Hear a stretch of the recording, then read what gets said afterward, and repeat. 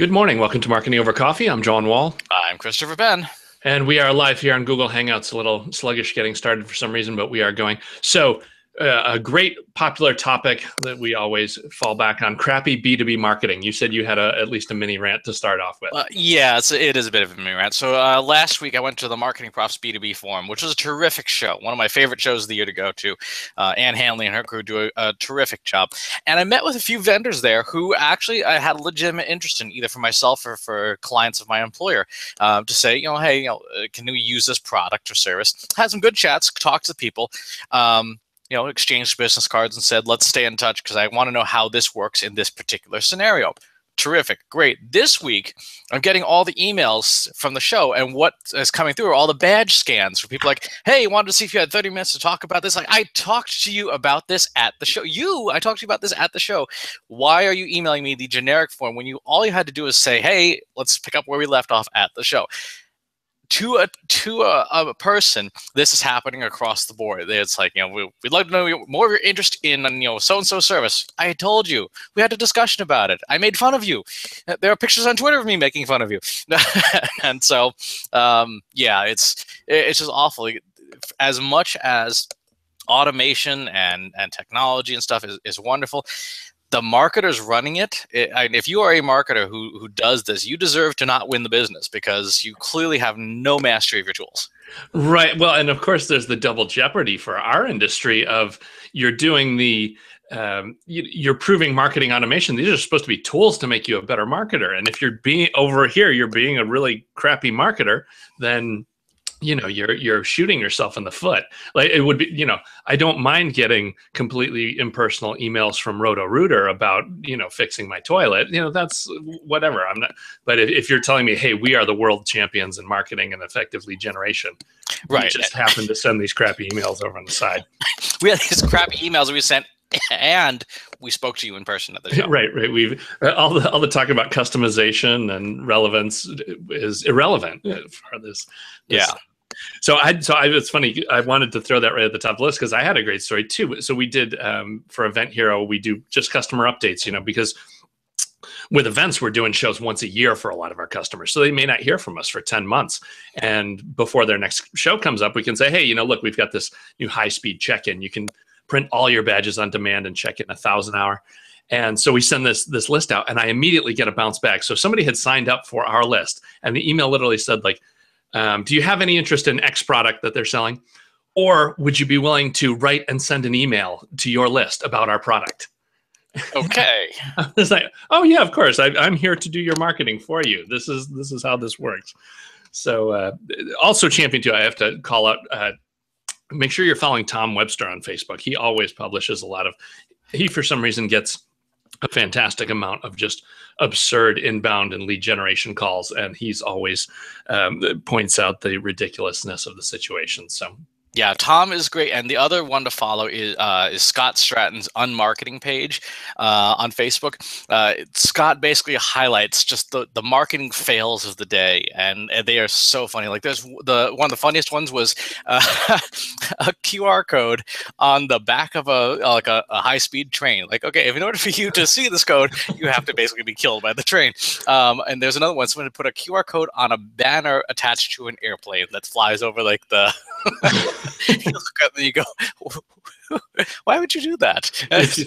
If your phone can get that, if you've got that 64x zoom, maybe you can catch it on the way by. Yeah, maybe. But yeah, it's definitely a big shout out to these two pages, to these folks, because they do a great job of highlighting just how bad marketing can be. And I have said to other folks when they talk about like marketing strategy, I said, your number one strategy is to never, ever be on Scott Stratton's Unmarketing page, because it means you have failed as a marketer. Right. You don't want your meaning in life to be a warning for others. That's how to do things. That's unfortunate. I've got a great article that I came across this week. So often I go through a huge pile of articles, and of course, if out of 400 we get 2 or 3 to mention on the show, it's a big deal. But this was a good one: 7 most ignored laws of split testing from the Daily Egg, and it just talks about A/B testing is getting to be commonplace, but some things that you should probably be doing that you don't think about. And just one leadoff one was AA testing. The first time you run your system, run the same thing on both sides, and just make sure that if you get this huge, gigantic variance, either something's broken or maybe there's a problem with your list and none of your results are ever going to be relevant. So you need to kind of do that test shakedown run. And then they had a nice quote, which, and you've talked about this many times, but I just love the copywriting here. It was saying, following someone else's split test results is like wearing someone else's glasses. You're fixing a problem that you don't have. So, and it's funny, there were a few I didn't agree with in there. There's a few things, but it's good, good food for your brain. So I'll include the link in the show notes. And of course, that'll be in the newsletter this week. So go check that out. And on financials now, we had, of course, you're always watching the Q3 announcements. You had Twitter and LinkedIn drop numbers. Was there anything interesting in there? Yeah, so Twitter's membership growth really not going anywhere. They were kind of flat for the quarter and stuff. So a lot of consternation being made about Twitter Jack Dorsey not getting the train rolling there again. And I've seen that in my own analytics, where Twitter is really good at bringing back audiences as an engagement vehicle, but not necessarily for net new folks the way Facebook is. LinkedIn also reported its results. It is growing its membership. In fact, it's larger than Twitter, and I believe either larger than or on par with Instagram. So it's a legitimately huge social network now. But their marketing revenue was flat. So it kind of an interesting dichotomy. Twitter is bringing in the money, LinkedIn's bringing in the people, and the two of them need to figure stuff out. So our general guidance for marketers is, for Twitter, use it as an engagement vehicle if your analytics reflect that. Take a look at the ad systems, because clearly the ad systems are working well. And for LinkedIn, use build your community, but use the publishing platform. One thing that's been a hot topic on a few marketing podcasts recently is, should you be publishing to your own blog, or should you be publishing to Medium or Facebook or whatever? And my general thinking on that front is, take your posts and delay them by a week. So push them up on Medium, push them up on Facebook, push them up on Twitter, make them a week later, so that your blog is always the first place that the big stuff hits. But then you can benefit from the posts distribution mechanisms, and with a week delay, and let people know, hey, if you want the freshest stuff, come to my blog. But if you're happy to get it here a week later, cool. Yeah, exactly. No, you definitely want to get the boost of traffic on your own side so that you can build your own brand. Because unfortunately, it just seems like the networks here continue to wax and wane. They get hot for a while and then they tend to cool off or fall apart and get MySpaced, or however that ends up going. So let's see, other stuff I had. Amazon deliveries going Uber with Amazon Flex. That was an interesting thing. We've kind of been watching the change in logistics and then shipping, and Amazon allowing vendors basically to sign on and get assigned jobs as if they were Uber drivers. So it's going to be interesting to see how this takes out. I guess it is a great extension, and I think it could be interesting. But then on the other hand, it is kind of weird to just have some random person show up at your house with your package. I'd probably be happier with a drone dropping off something in the backyard as opposed to a random drop off. But I don't know, is this the harbinger of death for the trucking industry, or what do you think? Yeah, it really is going to depend on the numbers. At the end of the day, Amazon is all about trying to save itself money. So if it's worth it for the drivers to do it, independent of the trucking company, then it'll probably work. But if there's no cost advantage, then I don't see the big brown or the whatever the other shipping major providers are taking a huge hit compared to taxi companies, which are distributed to begin with. There isn't like a national taxi company, and packages don't complain about crappy rides. I mean, if they get broken in transit, but for by and large, it's not like passengers in a taxi ride. I've been on some taxi rides. We all have, that have been terrible experiences. And so these are things that we don't particularly worry about with our packages. Yeah, packages tell no tales. I guess that's the the punchline for that one. How about citizen analysts? You have that on the topic list. What's there? Yeah, so this is a thing from IBM. I was at the recent Watson Analytics conference, and one of the topics they brought up was this idea of the citizen analyst, the people who are taking tools for data analysis that are now broadly available, even more so. Watson Analytics, of course, is their product to plug, but you can use Tableau Public for free. You can use Pento BI Server for free. So there's a lot of these data analysis tools, and the question is, will people pick it up in the same way that citizen journalists started doing reporting? And then what are sort of the upsides and downsides? As listeners of the show know, finding talent that can do any kind of data analysis intelligently is really, really difficult. But if we can get more of these tools into the hands of average citizens to investigate the things that they care about, we might broaden the talent pool for our own marketing departments to get people who actually know what like a median is, what the difference between a median and a mean is. The downside is you'll also end up with things like, the Drudge reports of citizen analytics, so people who just make crap up or couldn't tell that, have absolutely no statistical training, and as a result, they're going to create more bad stuff. Yeah, that's a good point. Actually, now that you say that, I mean, it kind of comes to me that you'd think that basic statistics would take precedence even over like geometry or some other branches of mathematics. You would want to, it's definitely important for people to understand big numbers and statistics because they're so often used as weapons against the general public as far as lies and, just outright massacring of what graphs look like, and the fact that two axes need to be on the same, on a fixed scale. And there's a lot of crime committed, math crimes against humanity. Yes, math crimes. In fact, one of my favorite websites that you should all go Google for is called Spurious Correlations. And it is hilarious because these are all statistically valid correlations of things that have nothing to do with each other. There was one that number of people who died of drowning correlated with number of movies Nicolas Cage was in that year, and it's almost a perfect correlation. It has nothing to do with it. So it's a terrific website. You will laugh very, very heartily if you understand anything about math when you look at this website, because the things that they find and put together are just wonderful.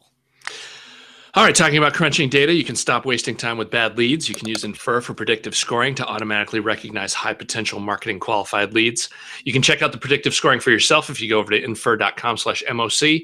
Watch how with just your email address, you can uncover thousands of signals about you and your company to determine if you're a good fit for a product. If you score over an 80, you'll be entered to win a pair of custom Nike running shoes. You can predict winners with Infer. And yeah, we just dropped the interview last week with Insight Squared. They're using Infer as part of their entire marketing campaign evaluation, and some great knowledge that they've attained from that and great results. So look into that. Again, infer.com/MOC. And so it was funny, a couple of weeks ago, we were talking about B2B versus B2C and, that not being as relevant. But suddenly it slapped me in the face today. I was like, oh, the holiday season, the Christmas buying spree and Black Friday, that is one area where B2C goes totally insane, and B2B either doesn't care at all or kind of mentions it in an aside. But the big news this week was this REI Black Friday, them announcing they're not going to be open. They're even going to black out the website and bottle the orders until the next day. And it just strikes me as masterful PR. Like everybody's zigging and they're zagging, and they got all the headlines for it. So I just give them a huge win there. How about anything else on the Friday front, though? You think any trends this year, or in, or up, or down? Well, I think the big thing this year is going to be it's all e-commerce all the time is what it boils down to. We're seeing a number of companies that are trying to use their big data more effectively, and hopefully they should reap the rewards if they did their data analysis right. The tough part is, though, if you hadn't already gotten all your ducks in a row by August, it's too late, because I don't know about you, but even at my house, I'm getting flyers in the mail. Holiday sales starting now. Like, it's not even Halloween yet, and you're sending me the coupons. It used to do the awareness stuff. Now it's the actual coupons. And I recall being in a home improvement store not too long ago in the beginning of September, and they had the Christmas tree section out. I'm like, a bit too aggressive, guys. Yeah, no, that's the way it's been, though. It has completely dropped. It is funny because an article I was just checking out yesterday about that said, one of the guys on the panel said, look, if you're just thinking about this now, you start planning for 2016, because you set this one out. You've already, not only has the boat sailed, it's no longer in view for you. So you better get on the ball next time, and or hope you still have a job by next holiday season. Exactly. Where you're at. So yeah, I don't know. Every year it just seems like the nothing stops the circus, though. People are willing to wait in line at 3 a.m. for crappy TVs, and I don't know. It just yeah. Now, who's going to make the money? So the first person who writes a script that can programmatically scrape all the Black Friday sales together and auto, you just list your SKUs and it auto bids on them. Whoever writes that script is going to make a fortune. Or bundle up for affiliate to do a holiday blowout newsletter and just scrape the links. That would be another angle. Yeah, well, I don't know. Numbers I saw too were talking about mobile purchasing going from about 20 to 30%. So, huge gains, but still not enough to take the wind out of the sails of the wake up early to go to the stores crowd. Yeah. Let's see. All right, just random news. On Facebook, a couple months ago had talked about the coin has finally dropped. So if you remember this thing 2 years ago, they had a lot of chatter about it being the one replacement credit card. You literally store your cards on it, and you just push the button, and you can swipe any of your cards. And unfortunately, it's just kind of totally missed the boat. I mean, Apple Pay, it's so much easier to pay with my phone. And oh, by the way, that works. My coin works about a quarter of the time so far. Oof. So yeah, after about 3 days of testing, I was like, I'm just going to put it back in the drawer and forget about it. So today's message on the danger of crowdfunding, I guess, or the level of high risk that you can face with projects going nowhere. How about, have you had any crowdfunding experiences there? Have you, I mean, not just in the general sense as far as how to do it and what's going on. Have you had any products you bought that were cool or stuff that you got burned on? No, neither really, because I am risk averse on such things, and so no. You're staying. You've managed to. You're ignoring the carnival barker with the promise of greatness. So, yeah, once in a while. There was a neat one too. We didn't talk about this. There was some chatter about a month ago about a razor that was the laser razor. Yeah, laser I saw razor. that. Yeah, did you see? So that got crushed. They kicked it off of Kickstarter. Everybody said none of your bids are going through because basically they saw a demo video, and it's like you drag it over 5 times and it can almost cut one hair. I mean, they're like nowhere near the product actually working. So yeah, so on the fail side, we've got that one going. Oh, a great article, Sempo, if you're not aware of them, the search engine marketing professional organization. I believe that's the right use of the acronym, but I know it's the long-standing search engine professionals have their own association where they gather data. They have their state of the industry report. I've got a summary of that with some interesting data. The one thing that grabbed me, it was talking about pricing structure. So if you're interested in how agencies price this kind of stuff, and the thing that surprised me was that it was not as revolutionary as I had thought it would be. It's it's kind of like 80% do either pay as portion of spend, hourly pay, or time and materials. And like, that's the kind of like pay for conversions, or what we always kind of hear people as more aggressive pricing or, game changing pricing. It's just not happening. So yeah, unsurprising there. Let's see. What else have I got down on the big list here? Twitter polls. So Twitter polls is let me take that again. Twitter polls this week, you were playing around with that. What have you found there? Because the biggest thing, I've seen people saying, oh, by the way, this is completely statistically irrelevant. That was exactly the thing I had written out earlier this week, was that these polls are okay if you need to understand your followers, your audience, stuff like that, or the segment of people whose attention you can get on Twitter via their advertising platform. But Twitter itself has its own biases and its own skews and stuff. For example, African Americans are represented by 2x their population representation on Twitter. It's a more popular network among them. So if you're doing a poll, say on race relations, you're going to get a real different answer than if you did a statistically correct, representatively sampled poll. And Twitter doesn't give you the data to do your own weighting. So the big issue is you're getting it. Twitter polls are no different than you sending out an email to your email list and saying, hey, you guys, what do you think of this?